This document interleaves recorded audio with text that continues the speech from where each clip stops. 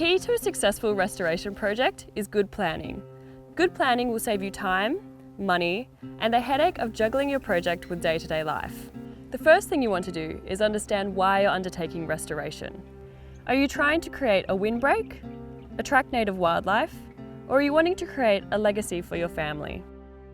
Remembering why you started will make the most of your efforts and keep you motivated. Conducting a site assessment is a great first step for your project. If you contact your local land care group, an officer may be able to help you with this step as they'll have years of experience in the area. Make sure you identify key characteristics about your site. These could include hydrology. How wet does your site get? You might want to mark where your water level gets to help guide your plant placement. What is the existing vegetation? This will help with your species selection. Are there any weeds you would have to control? And what is the level of erosion or the soil characteristics, including the type, salinity, and pH? You might want to make note of any infrastructure at your site, including dams or power lines. It's also a good idea to make note of any pest species that might target your vegetation. And finally, identify the gaps that you are looking to fill. It's a good idea to bring along an aerial image to your site assessment. That way you can mark out where you want to put your fence lines, or any gates, or any gaps you want to fill with revegetation. A very handy tool for planning your restoration project is mapping. Google Earth is a free program that anyone can use. Using aerial images of your site puts your project into that greater context and can allow you to see how your property fits in at a landscape level. You may be able to see where it connects into existing vegetation or identify areas that suffer from waterlogging. If you bring along an aerial map during your site assessment, you can mark out where you're planning to put your fence and gates, as well as gaps in vegetation you think could benefit from re-veg. You can create a project by going to File, New Project, and naming your project at the top here. You can see here that the waterway runs across this paddock. I'm just going to start my project in this southern section. You can add a fence line by going to Add Path or Polygon up here, and trace where you'd like the fence to go by clicking at every corner. Once you've finished, you'll see here that it's given you the perimeter and the area inside, and you can change the units here as you like. Click Save and name your fence. You can also add in a description. You might want to put your fence type here or the year you're putting it in.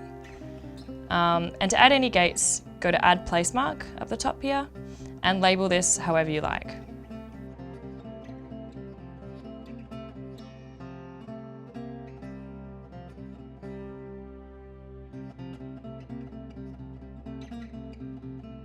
You can then add a shape to map out the areas you want to revegetate. Maybe you want to include a line of densely growing trees for a windbreak. You can also add your species list here in the description if you like.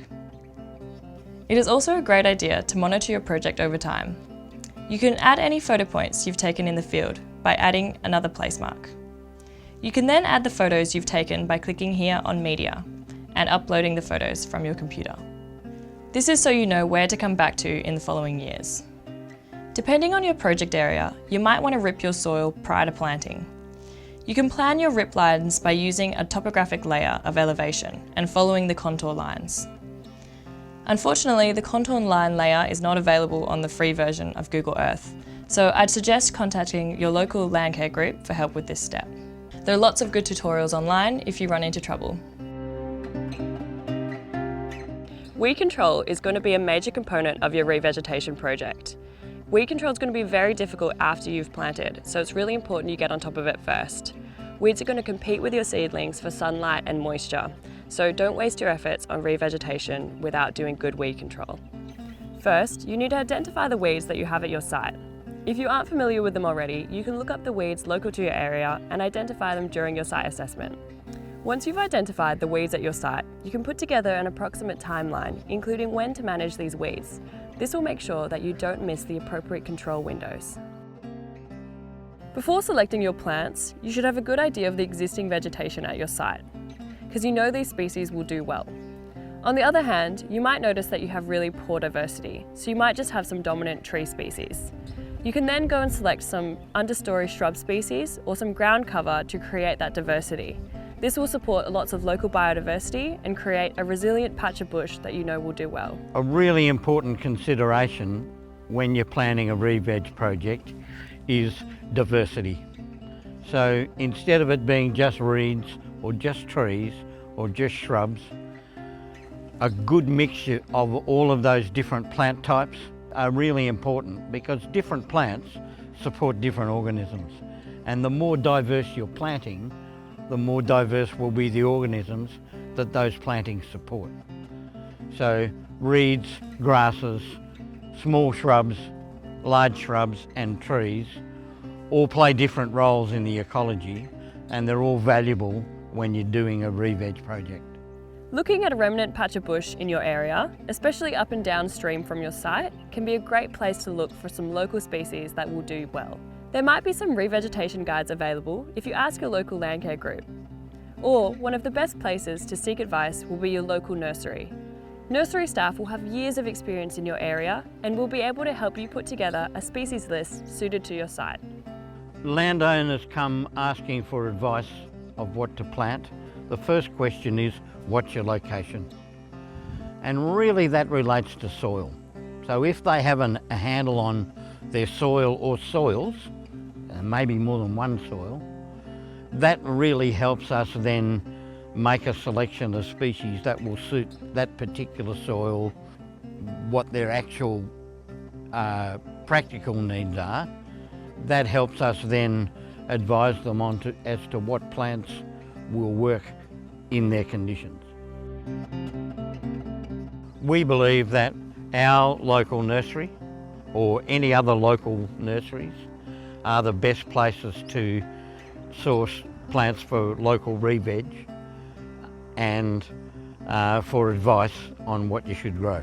Remember to consider your goals when selecting your plant species. For example, if you're trying to create a windbreak, selecting densely growing shrubs and trees is going to be your best option. You might also want to consider creating habitat or providing a food source for threatened species that are in your area.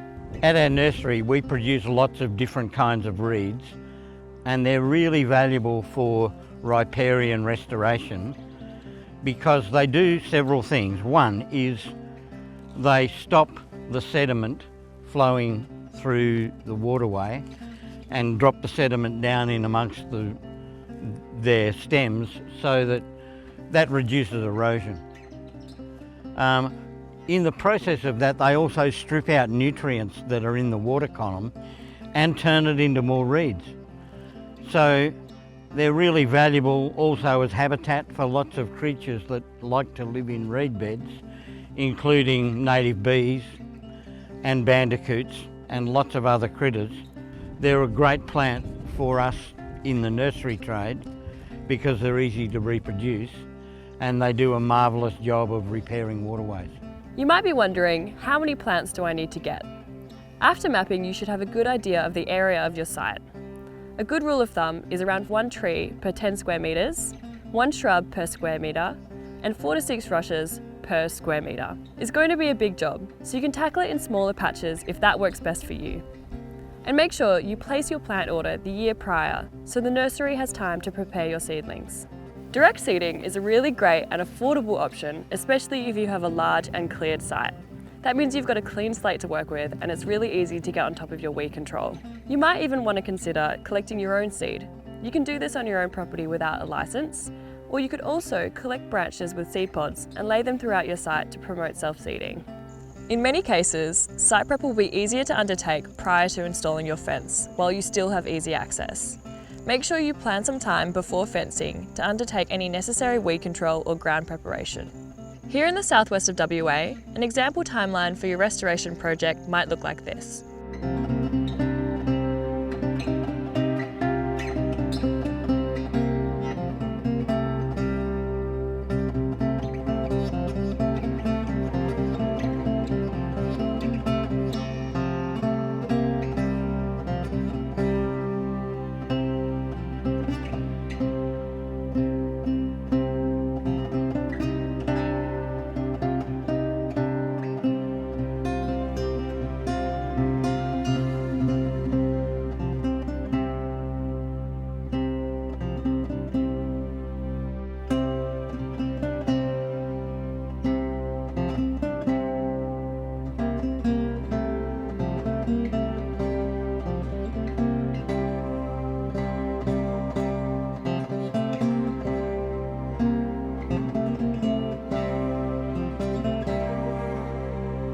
Make sure you check for any permits you might need for your project.